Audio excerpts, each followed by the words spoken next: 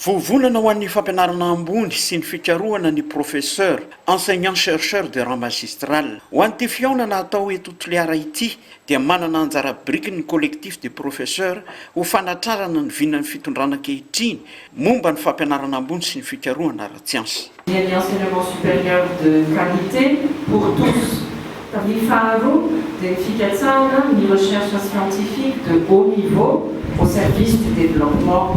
Heverina fa miankina amintsika izao ny fampitana fahaizana, ny famolavolana olona midinga antsika. Ho fanatanterahana ny notonapaky ny copriès ny roa miatoana dia ity université ny Toliara anaovana ny fivoriany collectif de professeur ity no isantarana ny fidinana ifotony ataon'ny ministra tompon'andraikitra. Ka akoatra ny fitsidihana ny teto manday ny fotodrafitrasa samihafa dia nisy ny fiaonana tamin'ny telotoko, mpampianatra, mpandraharaha ary mpianatra na ahafahana andany na mpahafantatra ny olana misy ankilany fa mbola volana ny solodalakombana ho ety mampandroso. Mbola voaresaka teto ny fitakian'ny CSS ka napahatsehivina fa miroa teboka 7 dia isan'ny goavana indrindra ny fitakiana ny fandoavana vola 7,3 miliara ariary voalaza fa ora fanampiny heure complémentaire 7,2 ka hatramin'ny 5,2. Efa nanao izay tratrany ny ministera PIA 900 reclassement notakiana no efa vita.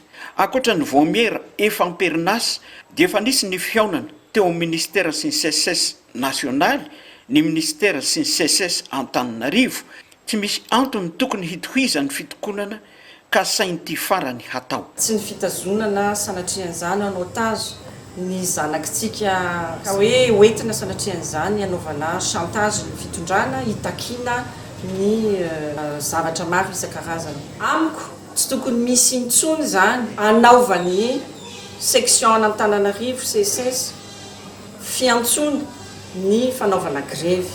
Nandritra ity fidinana ifotony teto amin'ny université ny Toliara ity no nanambarany ny professeur Blanche Nirina Risara ministry ny fampianarana ambony sy ny fikarohana ara-tsiansa fa lasa université mahaleo tena manomboko izao ny université ny Vakinakaratra, université ny Tasy ary ny université ny Menabe araka ny tapaky ny filan-kevitry ny gouvernement.